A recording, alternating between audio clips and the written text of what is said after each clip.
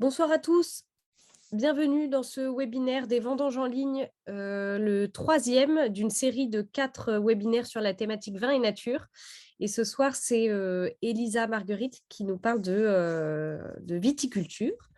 Je voulais juste faire un petit point technique au niveau des questions-réponses, parce que du coup, après l'intervention d'Elisa, vous aurez la possibilité de poser des questions à travers le module Q&R, s'il vous plaît. C'est plus facile à traiter pour nous, ce module de questions-réponses.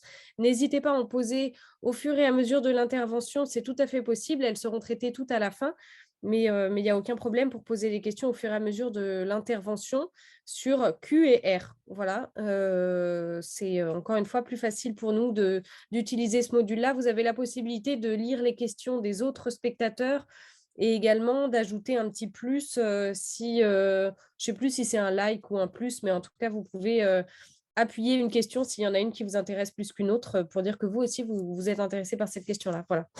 Je vous souhaite un bon webinaire et puis à tout à l'heure. Oui, bonjour. Merci Inès. Bonjour à tous. Bonjour Elisa. Et merci bien Elisa d'être parmi nous. Alors, je prends la parole parce que Éric Girohéro, mon collègue, est en charge de ce webinaire et même de ces vendanges en ligne pour cette année, intitulé sur la nature, a un petit souci technique d'ordinateur. Donc, voilà. Alors, sans tarder, je voulais évidemment présenter Elisa. Elisa Marguerite est enseignant-chercheur en viticulture à Bordeaux Sciences Agro. Elle est chercheure dans le laboratoire qu'on appelle EGFV, qui est dans la spécialité de viticulture, de physiologie de la vigne et de génétique de la vigne. Elisa travaille sur les éléments d'intérêt autour de la viticulture et notamment autour de l'impact du réchauffement climatique, sur le lien avec le changement finalement de la qualité des raisins et donc sur l'impact tout simplement sur le vin. Donc aujourd'hui, avec un titre un petit peu d'entrée, hein, sans nature, pas de viticulture, c'est un peu provoquant, évidemment, hein, et on va voir comment Elisa peut nous renseigner sur cette difficulté en lien avec le naturel, la nature, mais surtout les conditions actuelles de la viticulture. Elisa, tu le sais, on a à peu près donc 30 minutes pour t'écouter, et puis surtout, on aura une intervention par des questions du public, et c'est ce qu'on attend de vous. Merci d'animer finalement la fin de ce webinaire par de nombreuses questions. Merci beaucoup. Elisa, je te laisse la parole.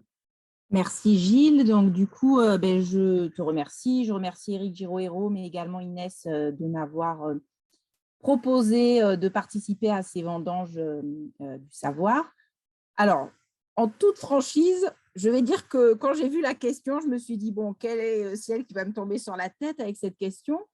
J'ai presque envie de dire aussi, dans un contexte un peu d'actualité, qu'avec la nature, ce n'est pas facile de faire de la viticulture, hein, et je pense en particulier à tous les vignerons qui ont eu leur vigne grêlée, hein, puisqu'on atteint maintenant 10% du vignoble bordelais qui est touché. Mais si je reviens à la question qui m'a été posée, c'est-à-dire sans nature, est-ce qu'il peut y avoir de la viticulture? Donc, je vais m'employer à essayer de répondre à cette question au cours des 30 minutes qui suivent. Alors, du coup, je me suis dit, il faut que je définisse un peu les termes du sujet, hein. C'est un peu ce qu'on demande aux étudiants quand on leur pose une telle question. Du coup, je me suis attachée à considérer comme la nature ce qui se produit ou qui est lié au milieu physique, mais qui ne fait pas appel à l'intervention de l'homme. Alors, dans mon brainstorming pour répondre à cette question, je me suis dit, oh là là, mais il va falloir que je leur développe tous les concepts de biologie végétale avec une plante greffée qui a un système racinaire qui absorbe des éléments minéraux, mais également de l'eau, qui peut interagir avec son système aérien, qui est le greffon, qui lui-même interagit avec des conditions environnementales. Et je ne savais pas bien comment j'allais m'abstenir d'être soporifique sur les mécanismes de biologie végétale allant de ce prélèvement des ressources jusqu'à la photosynthèse. jusqu'à ce que j'ai l'idée de me dire, je vais répondre à la question en utilisant mon expertise, qui est en lien avec le matériel végétal, ou pour illustrer et essayer de répondre à la question qui m'a été posée, je vais utiliser l'exemple de la solution qui avait été trouvée à la crise du phylloxéra. Donc, vous avez une photo ici, vous avez des symptômes de gale phylloxérique, qui était complètement naturel, puisqu'on a été chercher des sources de résistance chez les espèces américaines qui constituent aujourd'hui ce qu'on appelle les porte-greffes de vigne. Le deuxième exemple, c'est de montrer que sans cette nature, on va avoir beaucoup de mal à s'adapter au changement climatique. Et c'est bien grâce à la diversité génétique naturelle présente chez les espèces telles que Vitis vinifera que nous allons pouvoir avoir toute une palette d'adaptation de nos variétés. Et pour finir, j'ai choisi également de vous illustrer les sources de résistance naturelle au milieu et à l'oïdium qui ont été identifiées chez d'autres espèces de vignes et qui constituent l'outil le plus performant actuellement pour obtenir la baisse des intrants. Et donc, vous avez ici des photos d'une des variétés résistantes issues du programme français de variétés résistantes qui est la variété Artaban. Alors du coup, si j'en viens à la première partie de mon propos, c'est cette solution qui a été trouvée au phylloxéra, qui a été une grande crise majeure qu'a traversé la filière vitivinicole à la fin du 19e siècle. Donc si on remonte un peu l'histoire, tout a commencé dans le petit village de Pugeot dans les Côtes du Rhône, où des vignes sont apparues avec des jaunissements et puis un dépérissement des vignes. Donc, ça s'est propagé assez rapidement. En une trentaine d'années, on voit bien qu'on a l'ensemble des bassins viticoles qui sont touchés. Alors, en 1890, encore, au niveau de l'Alsace, on est à peu près préservé. Et bon, ça anime sacrément notre sphère politique, la sphère scientifique. Donc, on voit sur cette couverture de journal finalement un scientifique américain qui pourrait être Monsieur Riley, avec un Stetson qui pourrait nous faire croire que c'est bien notre prédécesseur américain, qui était venu expertiser un petit peu ce qui se passait dans les vignobles en Europe. Alors, il y a eu différentes tentatives pour essayer de trouver des solutions au niveau de cette crise, avec de l'utilisation de produits chimiques, mais qui n'ont pas révéler une efficacité importante. Et c'est bien le groupe que l'on a appelé les américanistes, avec des collègues illustres comme M. Lallement ou M. Planchon, qui ont mis en évidence finalement une résistance des vignes américaines qui avait commencé, et c'est d'ailleurs certainement comme ça que le puceron qu'est le phylloxéra s'est propagé en Europe, qui travaillait sur ces vignes américaines. Et donc, M. Planchon a fait une visite aux États-Unis dans les années 1870, exactement en 73, pour pouvoir essayer de comprendre cette résistance ou d'échantillonner du matériel végétal. Donc, on a le collègue américain Riley, qui était un entomologiste, qui a bien identifié cet agent qui véhiculait le phylloxéra et qui est un puceron. Et on a encore des vestiges de cette crise historique qu'a traversée la filière vitivinicole, puisqu'on a des statues à Montpellier où on a une statue toute jeune et en grande forme qui représente la vigne américaine qui vient sauver notre vigne européenne plutôt vieillissante et mal en point. Alors, juste pour que vous puissiez photographier à quoi ressemble cette bête qui a failli ravager les vignobles en Europe. Donc, on peut observer ce genre de symptômes au niveau racinaire. Le fameux puceron ressemble à peu près à ça, donc ça peut complètement infester les racines. Et ici, on a sa tête un petit peu mieux caractérisée. Donc, parmi les vignes américaines qui ont été prospectées, on a les Vitis riparia, qui sont une des variétés américaines qui constituent les porte-greffes aujourd'hui, qui a été largement utilisé avec les Vitis rupestris. Et les premiers hybrides et porte-greffes ont pu être créés à partir de ces deux variétés. Alors, un autre problème, quand on a eu trouvé cette première solution qui nous sauvait bien de cette crise, c'est que ces deux variétés américaines ne sont pas du tout résistantes au sol calcaire et pas du tout résistantes à des sols séchants et à des conditions séchantes. Et c'est là qu'on fait appel à la troisième grande espèce américaine qui a contribué à réaliser, à faire des croisements pour obtenir les porte-greffes que l'on connaît aujourd'hui, qui est Vitis berlandieri. Donc, parmi l'héritage que nous ont laissé ces illustres collègues, c'est bien ce porte-greffe de vigne qui continue de nous permettre de résister au phylloxéra. Cela reste bien le premier critère de choix d'un porte-greffe. Donc, je vous décourage de planter des vignes franches de pied dans des sols qui ne seraient pas inondés en hiver ou intégralement sableux, puisque ce puceron est bien présent dans nos vignobles.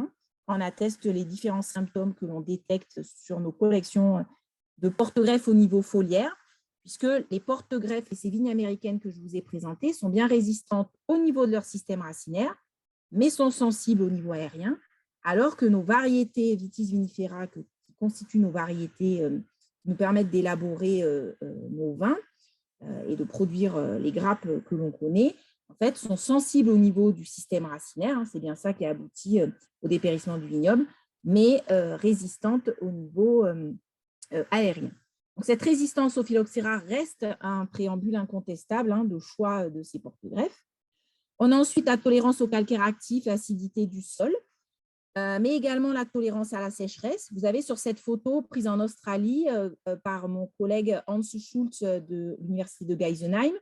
La partie jaunie, là, c'est un porte-greffe qui s'appelle le SO4, qui est utilisé à Bordeaux en particulier pour complanter ou qui avait été largement utilisé dans les années 70.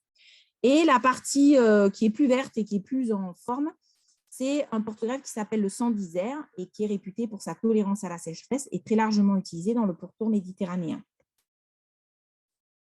Donc ensuite, on a l'adaptation aux éléments minéraux qui diffèrent parmi l'ensemble des porte-greffes que l'on utilise actuellement. Vous avez ici une photo prise sur le dispositif Greffe Adapt que je coordonne où on a 55 porte-greffes, où on voit bien que ce porte-greffe est très sensible à la carence en magnésium puisque, que ce soit les feuilles au niveau de la base jusqu'aux jeunes feuilles, l'ensemble du feuillage est touché.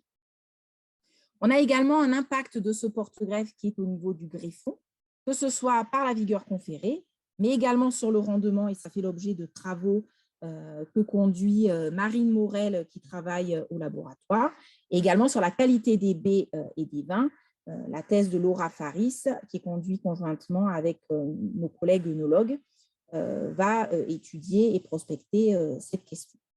Donc, l'ensemble de ces critères, ils sont bien naturels, on les a hérités naturellement et c'est des particularités de ces espèces américaines qui ont permis d'élaborer les différents hybrides que l'on utilise comme porte-greffe.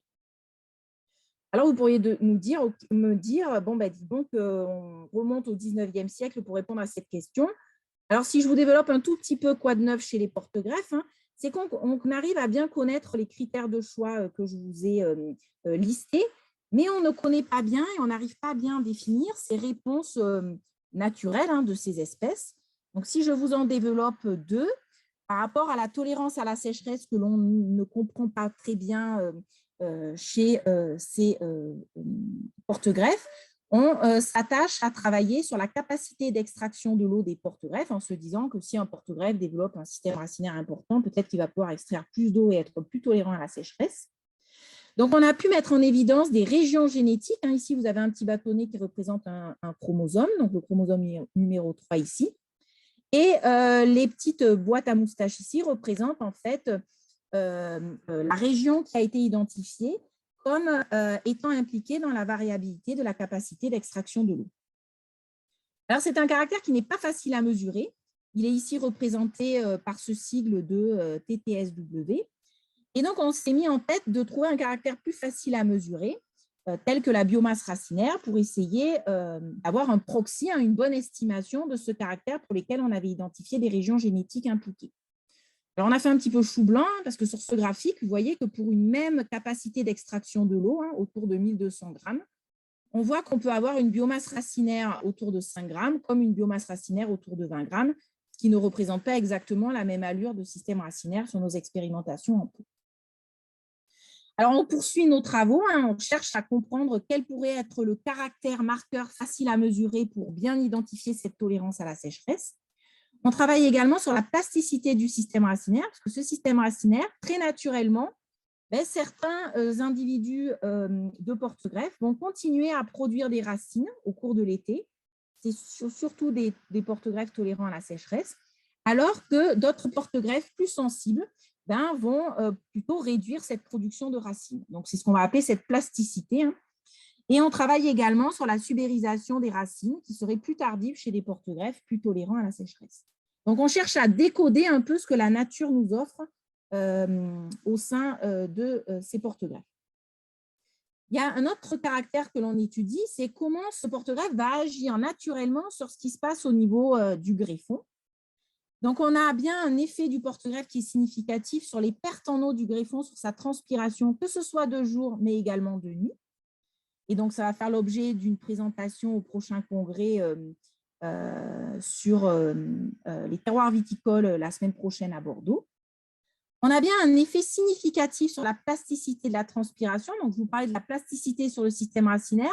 On sent bien qu'en fonction des conditions environnementales, on a quelque chose de plastique. On réduit plus ou moins vite la transpiration ou pas. Donc, vous avez sur ce graphique un panel de 55 porte-greffes que nous étudions. Cette rapidité à réduire ou pas la transpiration à partir d'un coefficient de courbe. Et on a représenté en vert les porte-greffes qui sont connus comme tolérants. Alors, vous voyez qu'ils sont un peu dans les 4 coins du graphique.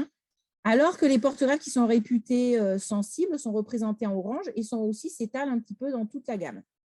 Donc, on n'a pas bien décodé ce que nous offre la nature sur ces tolérances à la sécheresse, mais on y travaille. Alors, de manière un peu similaire à la capacité d'extraction de l'eau, on a identifié des régions génétiques dont la variabilité génétique est liée à de la variabilité que l'on mesure sur cette plasticité de transpiration. Et là où on était assez content, c'est que toutes ces expérimentations qui nous permettent de décoder ces caractères chez ces porte-greffes sont conduites dans des conditions très contrôlées, en pot, sur des vignes sans raisin. Et lorsqu'on essaye de se transférer un peu dans la vraie vie et dans notre nature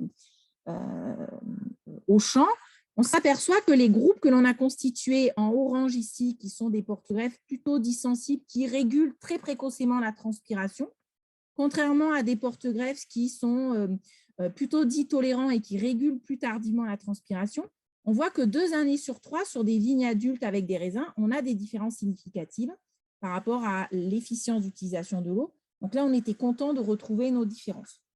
Mais le décodage doit se poursuivre. Donc là, j'ai terminé la première partie de mon exposé qui traitait de cette solution au phylloxéra puisée au sein des porte-greffes. Et je vais m'attacher dans cette deuxième partie à vous montrer que parmi les ressources naturelles disponibles, on va pouvoir s'adapter au changement climatique. Donc, j'ai emprunté des photos à mon collègue Benjamin Bois, où finalement, on a déjà une très large diversité de viticulture, en partie liée au matériel végétal. Donc, quelle est la situation actuelle en France sur cette diversité? Donc, il faut savoir qu'on a à peu près 7000 cépages et vitis vinifera dans le monde. On en a à peu près 560 qui sont originaires de France, avec des collections internationales qui sont gérées par INRAE, mais également par l'Institut français de la vigne et du vin, mais également par 180 conservatoires dans les régions viticoles qui sont gérés par les partenaires de la sélection. Au catalogue officiel, on a près de 300 raisins de cuve, 85 raisins de table. Donc, c'est finalement un immense catalogue dans lequel on peut piocher pour s'adapter aux conditions actuelles, mais également aux conditions futures. Donc, cette large variabilité naturelle, elle passe par une variabilité que l'on peut avoir sur la morphologie des feuilles, mais des baies, sur le rendement, la vigueur conférée, la teneur en sucre, mais également l'acidité, mais aussi sur la phénologie, sur la rapidité à laquelle la vigne peut produire son cycle. Ici, vous avez un graphique où vous avez un ensemble de variétés de vitis vinifera qui sont utilisées, avec représenté en fait un petit peu la somme des températures depuis le 1er janvier. Donc, plus cette somme de température est basse, hein, comme pour le chasselas, plus cette variété n'est pas très exigeante en termes de besoin de chaleur pour amener ces raisins à maturité. Alors que l'on voit que pour le Mourvèdre, qui constitue la variété phare des vins de Bandol, on voit que là, on a une variété tardive qui nécessite beaucoup d'accumulation de ces degrés pour porter à maturité les raisins. On aboutit finalement à l'adéquation de ces variétés précoces en lien avec des terroirs frais qui sont un peu dans l'incapacité de cumuler beaucoup de température. Et à contrario, des variétés tardives qui nécessitent beaucoup de température, hein, comme le Mourvèdre que j'ai pris en exemple, mais également c'est le cas du Grenache ou de la Syrah, où là, on va les implanter sur des terroirs chauds pour avoir une bonne adaptation de la variété aux conditions pédoclimatiques. Si je prends un petit peu l'exemple des nouvelles variétés qui viennent juste d'être inscrites au cahier des charges en Bordeaux et en Bordeaux supérieur, on peut observer que les nouvelles variétés blanches, hein, comme le Liliorilla ou l'Alvarinho, on a finalement des dates de mi-véraison hein, qui sont représentées ici par des jours juliens. Donc, ces jours juliens, on cumule le premier jour, c'est finalement le 1er janvier. Et on aboutit comme ça, on cumule ces jours au long du calendrier. On a finalement des variétés qui sont un petit peu plus tardives hein, que les variétés cibles que sont le Sémillon et le Sauvignon à Bordeaux.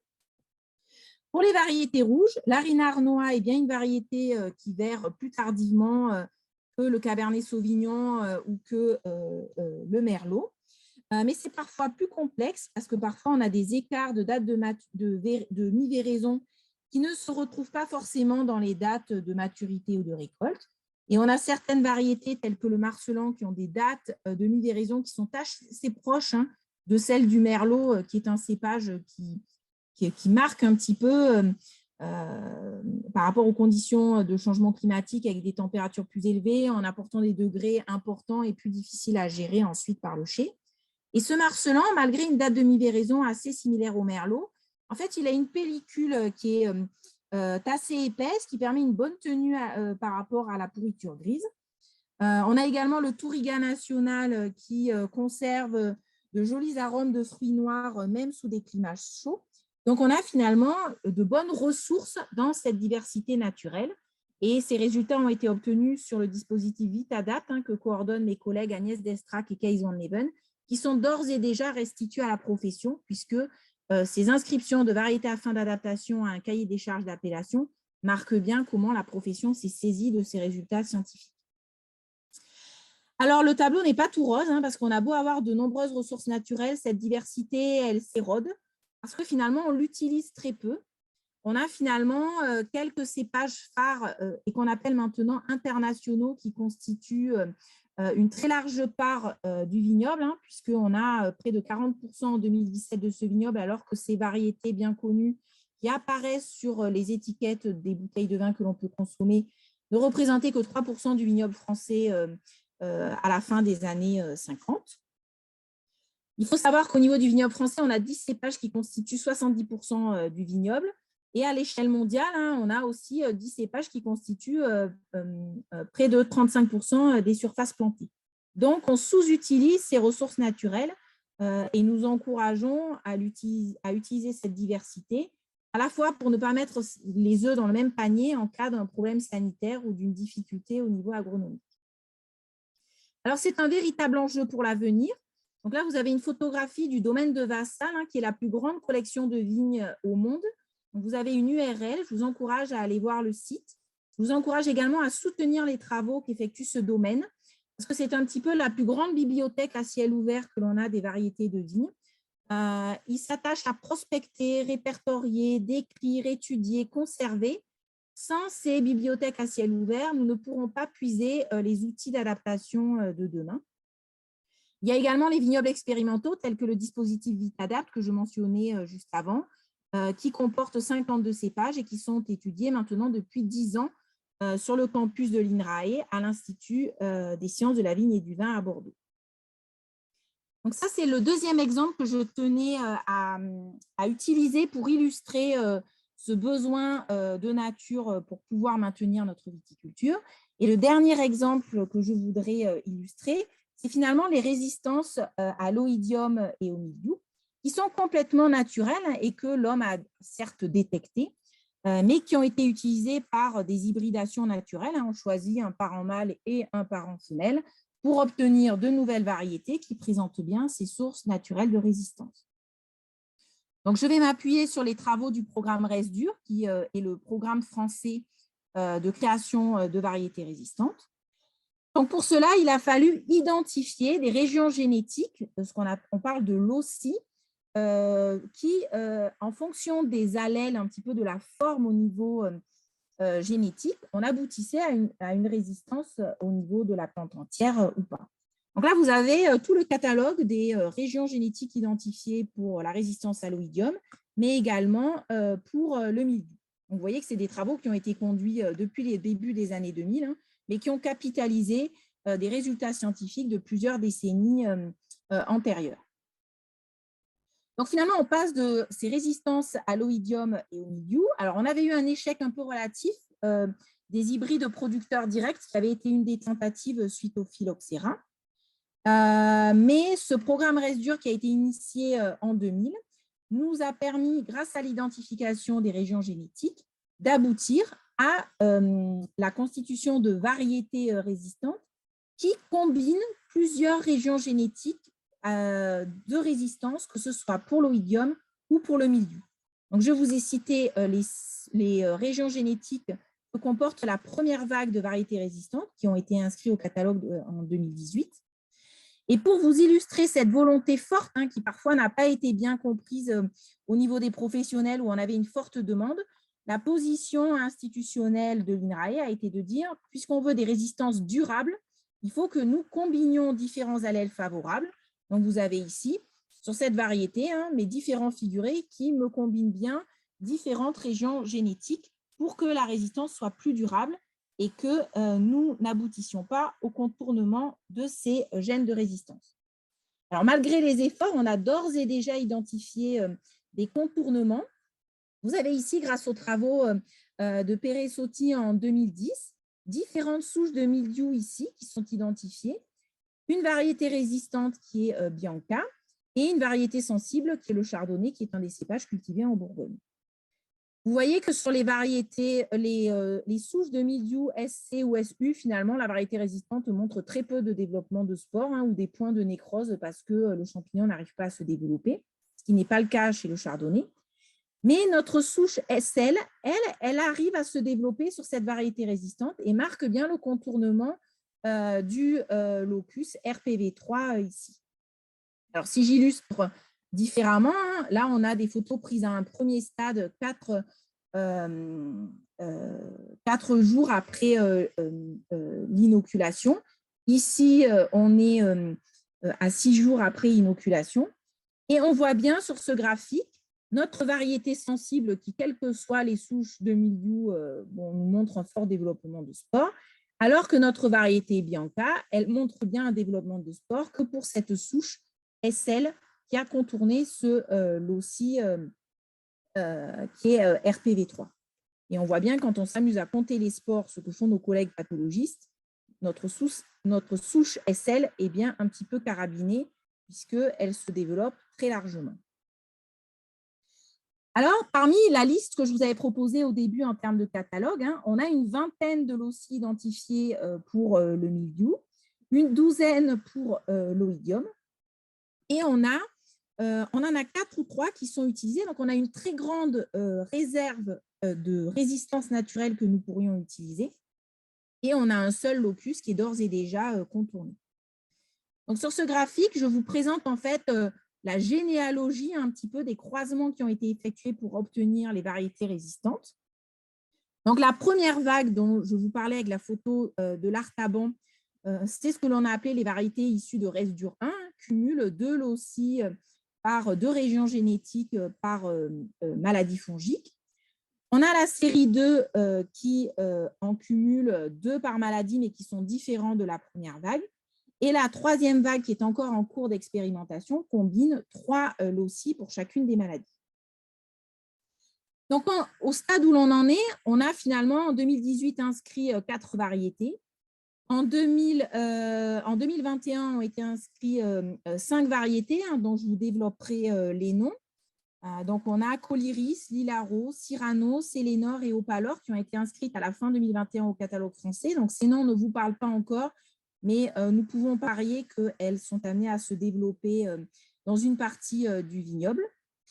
Et l'étape d'après, hein, outre cette 3e vague qui est encore dans les tuyaux de la recherche, c'est finalement un large programme étendu et décliné au niveau régional pour que ces variétés élaborées au niveau national puissent récupérer des petites spécificités de l'Uni blanc pour la région de Cognac, du Cabernet Sauvignon ou du petit verre d'eau pour Bordeaux, pour réussir à avoir des variétés le plus proches possible des variétés que nous connaissons actuellement.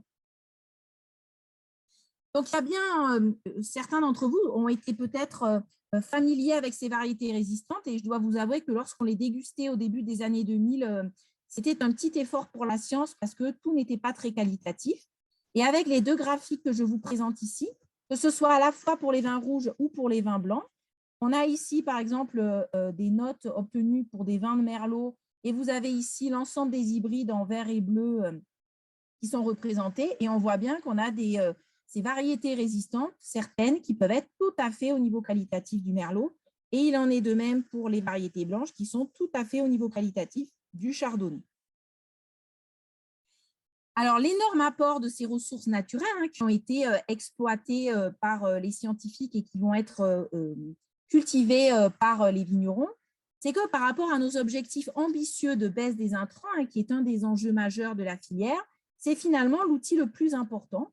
Lorsque j'utilise les résultats de l'Observatoire national du déploiement des cépages résistants, hein, qui s'appelle OSCAR, on voit bien que l'on arrive à réduire de 90% un indice qu'on appelle indice de fréquence des traitements des fongicides par rapport à une référence nationale. Donc là, vous avez une photo d'une des dernières variétés résistantes qui a été inscrite au catalogue. Donc, pour conclure finalement ma démonstration, j'espère avoir été suffisamment convaincante pour vous montrer qu'il y avait bien des ressources génétiques naturelles qui étaient bien disponibles. Par contre, que c'était bien l'homme qui les a détectées, sélectionnées et utilisées savamment, mais qui doit poursuivre sa préservation. Hein, j'insiste sur cette importance-là.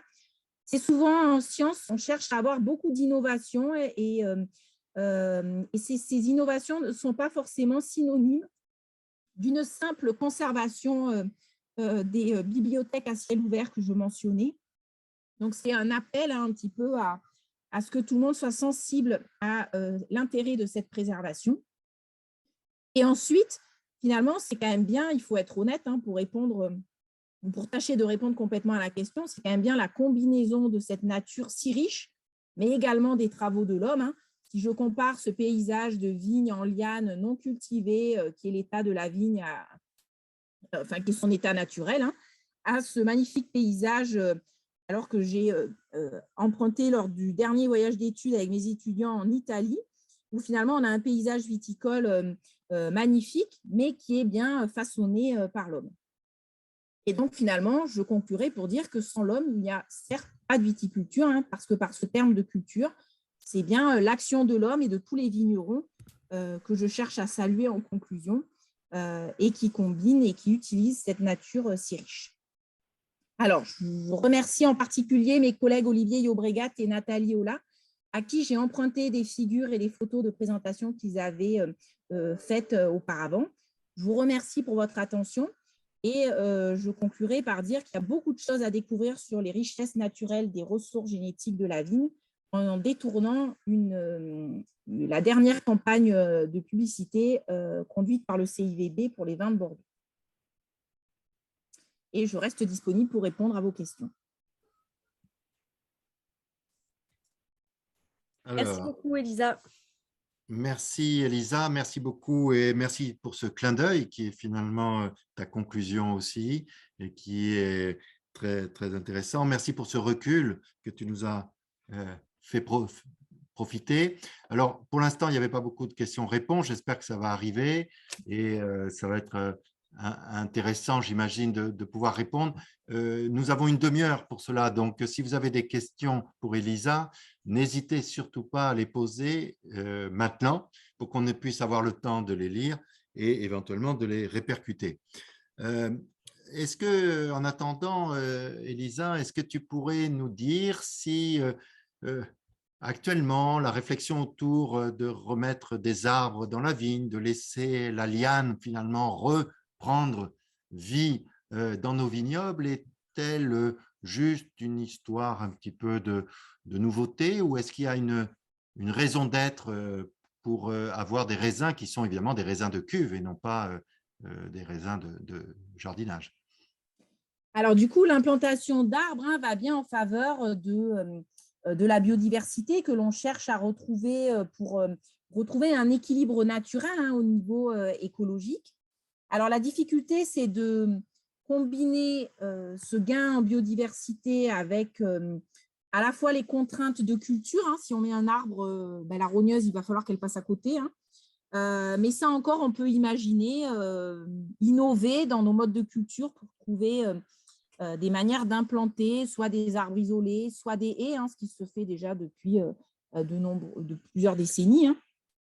Par contre, j'attire l'attention sur… alors, je pense qu'il n'y a pas encore de démonstration scientifique sur le gain qualitatif au niveau des vignes en termes de qualité gustative, etc. Mais si on avait déjà que le gain écologique, ce serait déjà pas mal. Par contre, j'attire l'attention sur le fait que l'agronomie reste l'agronomie et que par implanter des arbres dans un vignoble, on va revenir à des problèmes auxquels on était confrontés dans le passé, où on avait moins de marais de vignes dans nos paysages viticoles. Et je pense en particulier à un problème que je trouve sous-estimé dans le questionnement que l'on pourrait avoir dans l'implantation d'arbres dans les vignobles, qui est la recrudescence possible du pourridier. C'est des choses auxquelles on était confrontés. Alors moi, étudiante dans les années 2000, on nous montrait ça dans les anciens emplacements de jardins potagers, dans les appellations à Bordeaux, ou sur des anciens emplacements de chênes, où finalement ce pourridier se développait et a mené au dépérissement des vignes et à la mort, à la non-productivité de ces vignes et à la mort des pieds de vigne. Donc, il faut être très attentif à ce problème qui est un peu oublié, mais en tout cas, outre cette difficulté, il y en a d'autres aussi. Je pense qu'il faut se questionner, tester, tout en restant raisonnable et en n'oubliant pas les bases agronomiques, puisque ce à quoi on a été confronté dans le passé, on peut y être encore confronté aujourd'hui. Merci beaucoup, Elisa, de cette réponse et même de cette ouverture. Alors, quelques questions tout de même de nos auditeurs. Une personne, donc Marie Gaudin, qui vous demande ou te demande de reparler du contournement du champignon. Est-ce un risque permanent que ce contournement? Et si oui, comment freiner le contournement? Alors du coup, ce risque, il est bien permanent. C'est un petit peu comme si on avait des atouts dans notre jeu de cartes, si on joue au tarot, ou c'est un petit peu des cartouches que l'on a dans la palette d'outils. Sur d'autres cultures, je pense au colza, mais sur d'autres choses, des contournements de gènes de résistance identifiés ont déjà été contournés. Donc, c'est un phénomène qui est très largement connu. Et lorsqu'on a un gène qui est contourné, c'est un petit peu comme si on avait grillé une cartouche ou abattu un atout. Après, on ne peut plus l'utiliser. Donc ça, c'est quelque chose auquel la communauté scientifique a été très attentive par cette stratégie de pyramider plusieurs gènes de résistance pour un petit peu brouiller les pistes chez les champignons en disant finalement, s'il y a plusieurs gènes de résistance, ça va être plus compliqué de contourner ces gènes de résistance. Mais je pense qu'il ne faudra pas s'inquiéter de contournements qui pourraient apparaître, puisque c'est finalement qu'un rapport très naturel d'écologie où le champignon s'adapte et contourne les outils identifiés naturellement qu'on lui met en termes de barrières. Merci. Alors, d'autres questions? Et Madame Catherine Lasserre qui revient un petit peu sur les derniers cépages que tu as présentés. Est-ce que finalement, ce sont des croisements naturels ou est-ce qu'il y a eu un travail par les scientifiques sur la génétique? peut-être reprendre quelques points. Alors, ça, c'est une question importante. Donc, en fait, c'est les deux, hein. C'est bien des croisements naturels où on a choisi un parent mâle et un parent femelle, hein. Donc, les personnes qui font un peu d'hybridation se posent les fesses sur un tabouret, prennent une pince à épiler, castrent la vigne, hein, enlèvent les étamines si on veut que ce soit notre parent femelle, ou récoltent le pollen si on veut que ce soit le parent mâle. Et ensuite, avec un petit pinceau, on dépose le pollen sur le parent femelle que l'on a choisi. Donc, il y a bien un travail scientifique de génétique, mais ça reste une hybridation naturelle. Et ensuite, il y a bien un travail important scientifique et en génétique pour vérifier que l'ensemble des petits pépins que l'on a pu obtenir, qui sont de nouvelles variétés, disposent bien en termes de marqueurs les allèles de résistance que l'on souhaite. C'est-à-dire que sur, par exemple, l'ensemble des loci que je vous ai montré, ben, par exemple, il faut l'allèle résistance sur RPV1 et pas l'allèle sensible.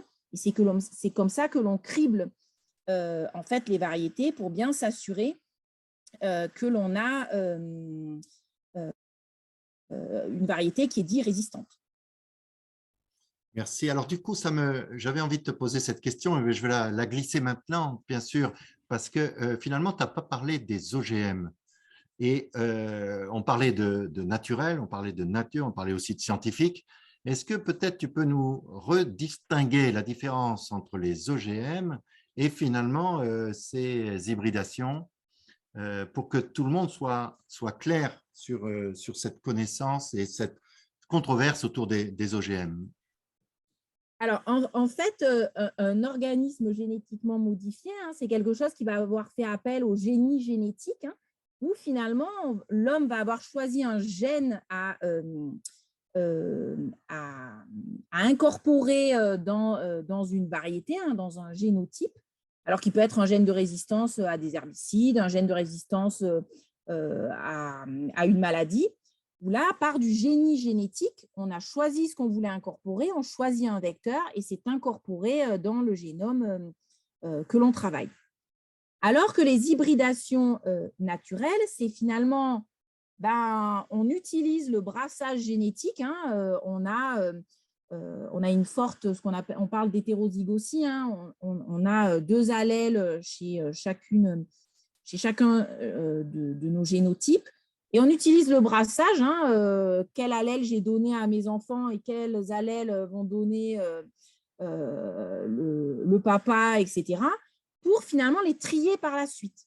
Donc, ça nécessite un travail de tri, hein, parce qu'on garde tout et ensuite on trie. Donc, c'est le tribut pour finalement utiliser ces ressources naturelles.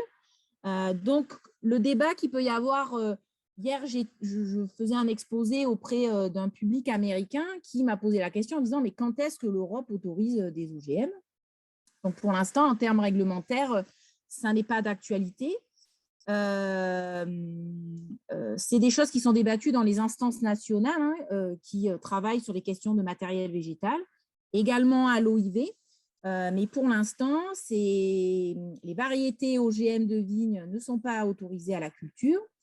Et on a même un petit débat, alors je ne sais pas bien si les participants sont sensibilisés, mais on a de nouvelles techniques au niveau génétique qui sont abrégées par le sigle de NBT, hein, pour New Breeding Technologies, où finalement, par une petite enzyme qui est comme une paire de ciseaux, on va couper exactement à un endroit qui est très précis pour incorporer quelque chose. Donc, il y a un débat de dire est-ce que ces nouvelles techniques sont vraiment considérées comme des organismes génétiquement modifiés ou pas.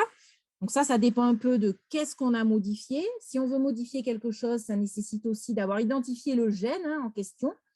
Pour les maladies, on a vu que c'était le cas. Pour la tolérance à la sécheresse, je vous ai montré qu'il fallait encore décoder un petit peu cette nature.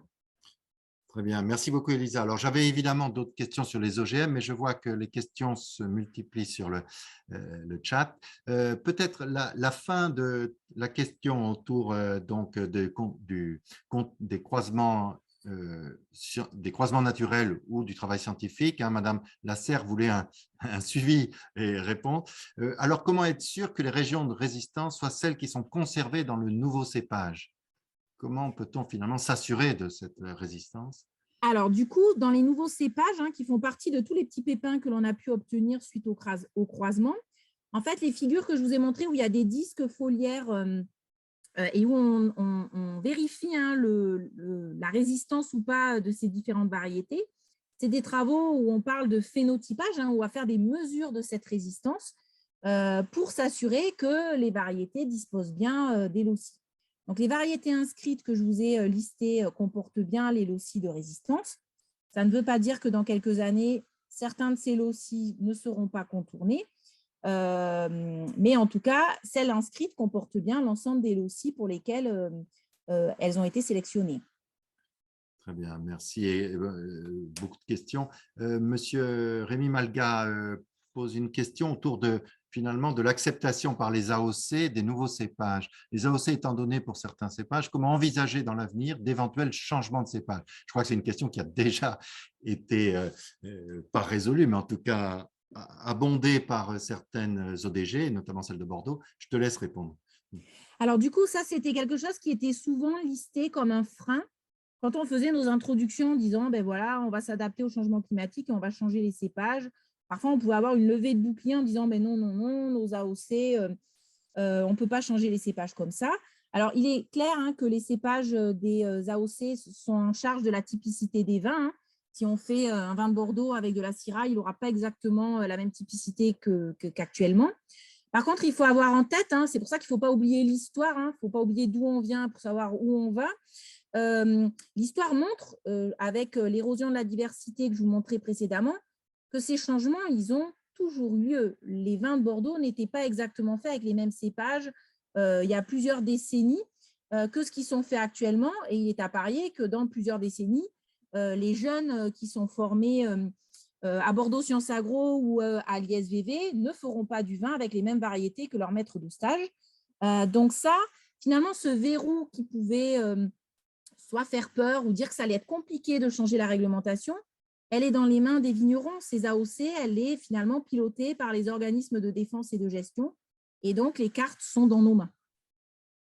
Très bien, merci. Alors, on va être sans doute sur une question d'un professionnel, M. Marc Dussour, qui pose la question autour de la sélection clonale. Est-ce finalement, dans le contexte du changement climatique, est-ce que la diversité clonale ne suffira-t-elle pas à s'adapter sur le long terme? Est-ce que c'est suffisant ou pas? Alors, c'est une très bonne question de Marc. Finalement, cette sélection, la diversité en fait, que l'on pouvait avoir au niveau des clones, c'est un petit peu la solution que l'on introduit tous un peu à court terme, en se disant la variabilité génétique que l'on a au niveau des clones de Merlot, par exemple, est toujours plus petite que l'écart que l'on peut avoir entre un Merlot et un Cabernet Sauvignon. Donc, on s'est toujours dit, finalement, les clones qui ont été écartés dans les années 70 parce qu'on obtenait une maturation plus tardive, où ils n'avaient finalement pas assez de teneur en sucre à maturité, donc ce n'était pas nos objectifs de production à l'époque. On a fort à gagner à revisiter les conservatoires que je mentionnais au cours de l'exposé pour explorer un peu cette diversité. Donc, c'est la difficulté que l'on peut avoir à cette exploration, c'est que c'est souvent ce qu'on appelle de la littérature grise, parce que ça n'a pas fait l'objet de publications scientifiques dans des journaux rendus publics, etc. C'est souvent des rapports et des travaux de fourmis de nos collègues des organismes de développement, je pense aux chambres d'agriculture ou aux collègues de l'IFEV. Et c'est des travaux qui sont en cours pour informatiser ces informations-là, utiliser les résultats acquis dans les années 70-80 pour essayer de modéliser comment se comporteraient ces clones qui ont été caractérisés dans les années 70 avec les nouveaux scénarios climatiques. Mais malgré tout l'intérêt qu'on peut avoir dans l'étude de cette variabilité-là, elle restera toujours réduite, puisqu'en fait, la diversité entre les clones, ce sont des mutations mineures, et on aura toujours moins d'écart qu'entre différentes variétés.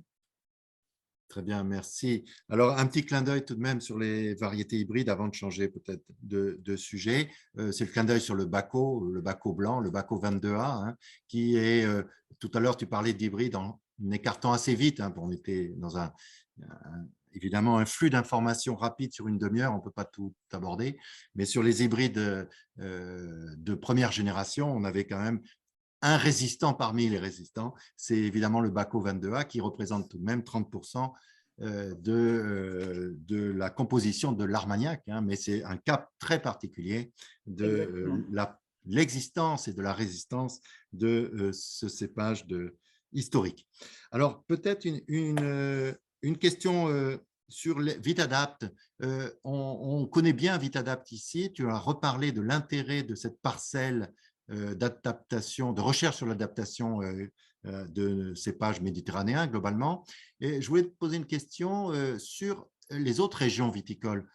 Est-ce qu'il existe ce même type de parcelles, d'études sur l'adaptation de cépages nouveaux, Vitis vinifera, sur les régions viticoles comme la Bourgogne, comme les Côtes-du-Rhône Alors, je sais qu'il existe en fait des essais de taille plus petite où on teste plusieurs variétés qui sont caractérisées dans d'autres bassins viticoles. Je pense que l'originalité de Vitadapt, c'est son antériorité. Les collègues qui ont implanté ce dispositif, Kees Van Leven et Agnès Destrac, ont eu un peu le nez creux, c'est-à-dire qu'on a déjà 10 ans de données sur ce dispositif, donc c'est très riche. Et c'est aussi le très grand nombre de variétés testées sur un seul site. Donc, on parle au niveau sciences et en génétique de common garden. On met tout le monde ça dans un jardin commun. C'est très largement utilisé par les collègues forestiers. Mais je ne crois pas que dans d'autres bassins viticoles, il existe un si large panel testé depuis si longtemps. Très bien, merci beaucoup. Sur peut-être sur les porte-greffes, j'avais une question également un petit peu béotienne ou naïve, faussement naïve. On travaille tu travailles, et notamment vous travaillez sur les porte-greffes résistance qui permet une meilleure tolérance à la sécheresse. Finalement, la vigne peut s'irriguer. Est-ce que l'irrigation ne serait pas plutôt la réponse à ces problèmes de sécheresse?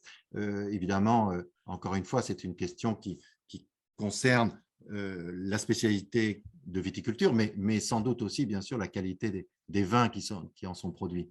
Est-ce que là-dessus, tu aurais des points? Alors, sur l'irrigation, la position, j'ai envie de dire, de l'école bordelaise, et je pense à mon collègue Kees Van Leven en disant ça, a toujours été très claire. Alors déjà, on sait qu'au niveau sur les bases que l'on connaît en viticulture, lorsqu'on a un excès d'eau et une absence de contrainte au niveau du régime hydrique, c'est rarement source de qualité sur les baies et puis les vins qui découlent de tels millésimes. Ça peut être des différences entre millésimes et des différences entre types de sols qui ont un régime hydrique plus ou moins contraignant. Donc ça, c'est déjà le premier point qu'il ne faut pas oublier. Ensuite, si on essaye juste de dézoomer, parce que lorsqu'on brandit l'outil de l'irrigation, c'est souvent, en gros, je regarde mes petits problèmes de filière vitivinicole en disant, bon, si je n'ai pas d'eau, j'en apporte et puis c'est résolu. Si on essaye juste de dézoomer, la vigne est une culture qui est très bien adaptée à la sécheresse. C'est bien pour ça qu'elle est implantée dans les terroirs les plus pauvres.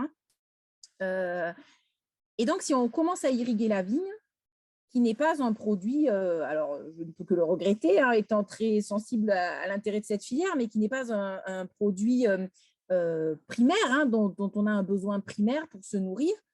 Je ne sais pas bien qu'est-ce qu'on va devoir faire pour porter et continuer à cultiver ce dont on a besoin pour se nourrir.